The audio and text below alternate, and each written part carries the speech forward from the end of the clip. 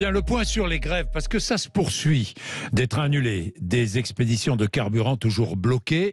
Félix Mathieu, le week-end sera encore perturbé. Oui, la SNCF annonce un trafic très perturbé. La moitié des TGV Inouï et Ouigo supprimés, mais aussi 60% des TER et 3/4 des intercités. Comme les jours précédents, les TGV ne passant pas par la capitale seront presque inexistants. 90% des trains supprimés. On devrait rester à un niveau de service similaire demain, samedi et dimanche. La SNCF recommande d'annuler ou de reporter les déplacements si possible. À l'international, un tiers des Eurostar annulés, tout comme 40% des Thalys vers l'Est, des Lyria vers la Suisse, 40% aussi des liaisons supprimées vers l'Allemagne. Seul un tiers des trains prévus vers l'Italie vont rouler, un quart de ceux vers l'Espagne. Trafic très perturbé aussi sur les lignes franciliennes. Ça ira un peu mieux du côté du métro. Dans les airs, le mouvement étant bien suivi par les contrôleurs aériens, la Direction générale de l'aviation civile demande aux compagnies aériennes d'annuler 20% de leurs vols prévus samedi et dimanche dans plusieurs aéroports, dont notamment Paris-Orly. Les raffineries, ça dépend des raffineries. Certaines sont sorties de la grève, Oui. et d'autres poursuivent la grève. Oui, un mouvement qui se poursuit dans la plupart des raffineries, mais les expéditions de carburant viennent de reprendre ce matin à la raffinerie Esso ExxonMobil de Fos-sur-Mer. Alors, rien ne dit que ça va durer. Les équipes de l'après-midi vont décider ensuite de la suite ou non de ce blocage. Les expéditions de carburant avaient déjà repris hier, en tout cas, la raffinerie Esso ExxonMobil de Port-Jérôme-Gravenchon, en Normandie. Bien, merci Olivier Matteux, et secrétaire de l'Union départementale CGT des Bouches-du-Rhône. Il est avec nous. Bonjour Olivier Matteux. Bonjour.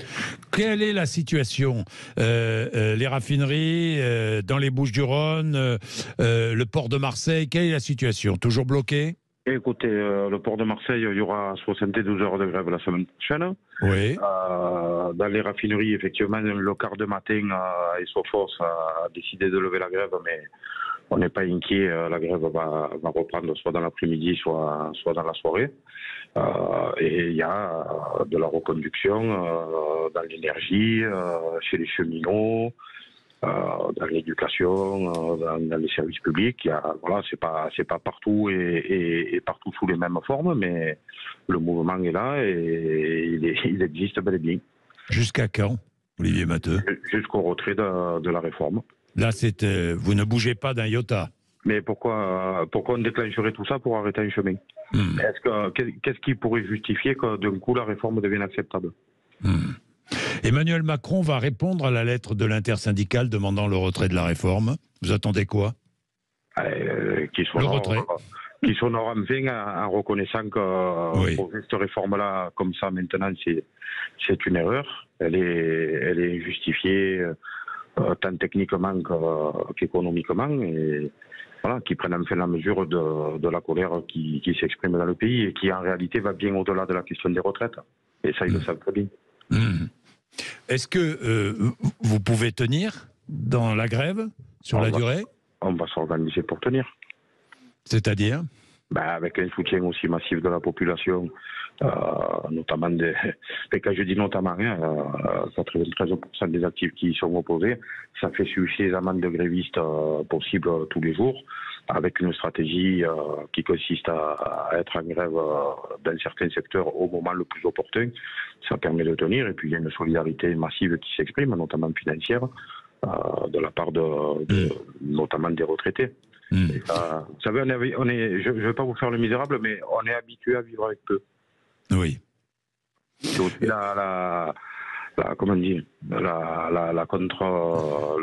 l'autre face de la médaille.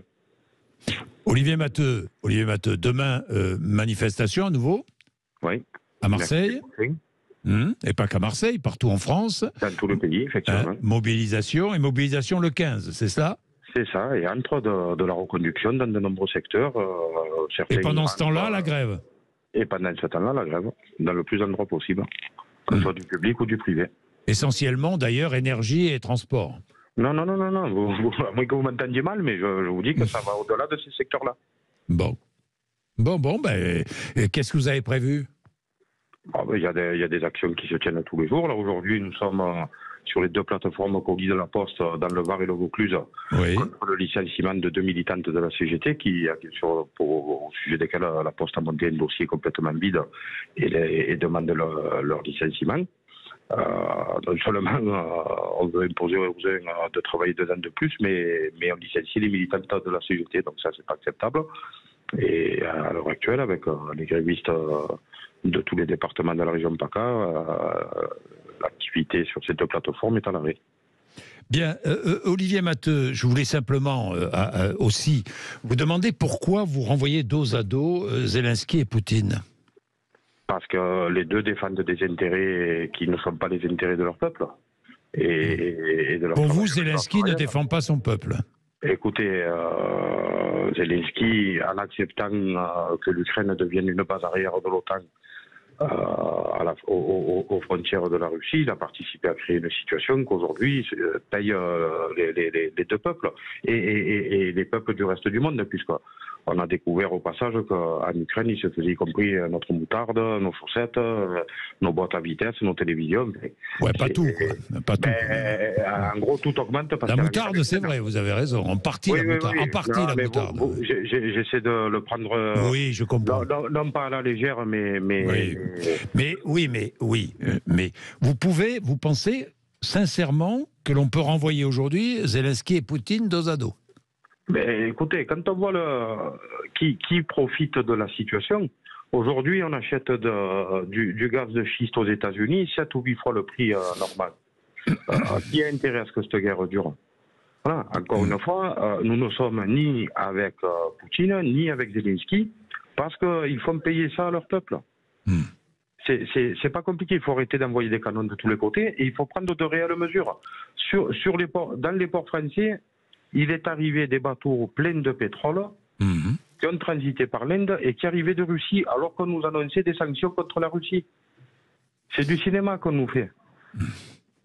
Soit il y a vraiment des sanctions à prendre, et c'est le bon moyen, et à ce moment-là, on le fait en vrai, ou sinon, on ne nous fait pas le cinéma en nous augmentant quasiment tous les produits du quotidien au nom de la guerre, et en continuant à commercer indirectement avec la Russie. Enfin, vous savez très bien que Patrick Pouyanné, presque il a fallu le tirer par les bretelles pour qu'il s'en aille de Russie. Ça a été la même avec la famille Mullier pour Auchan ou Danone. On vient m'expliquer. On a eu raison de leur tirer les bretelles pour les faire partir de Russie? Mais bien sûr. Mais bien sûr, au nom de quoi ils allaient continuer en pleine guerre à se gaver sur le dos des travailleurs de Russie? Au nom de quoi? Mais bien sûr, c'est eux qui font du commerce avec la Russie, c'est pas moi. Hein. Moi, je n'ai aucun lien avec Vladimir Poutine. D'ailleurs, je vais vous donner son numéro, vous pourrez vérifier. Olivier Matteux, vous êtes candidat à la présidence de la CGT. Vous voulez devenir patron de la CGT? Non, je ne souhaite pas devenir président de la CGT. Pas président, oui, c'est pas président. Secrétaire général, pardon Olivier. Mon organisation a mis à disposition ma candidature pour le secrétariat général de la CGT parce que nous considérons qu'il y a un certain nombre de sujets qui font désaccord, voire carrément divergence dans l'organisation, et qu'il faut les mener au bout pour sortir avec une CGT la plus unie possible et la plus efficace possible au service des travailleurs. Il ne s'agit pas qu'on soit concentré sur notre nombril dans un moment où les travailleurs ont besoin de la CGT pour changer les choses. Philippe Martinez vous soutient? Il me soutient. Je vous demande, je vous pose la question. Ma candidature? Oui. Non. D'ailleurs, c'est même la panique pour pouvoir être candidat, puisque ils ont changé les critères en cours de route. Enfin, bon, voilà. Oui. Mais ça, c'est la tambouille interne montreuilloise. Le temps est. La tambouille interne, elle est chez les syndicats comme dans les partis politiques, c'est pareil. Écoutez, ces dernières années, je pense que la bureaucratie a beaucoup gangréné les choses. Il est temps de sortir de ça et revenir à une organisation de terrain. Merci Olivier Matteux dans tous les cas. Plaisir.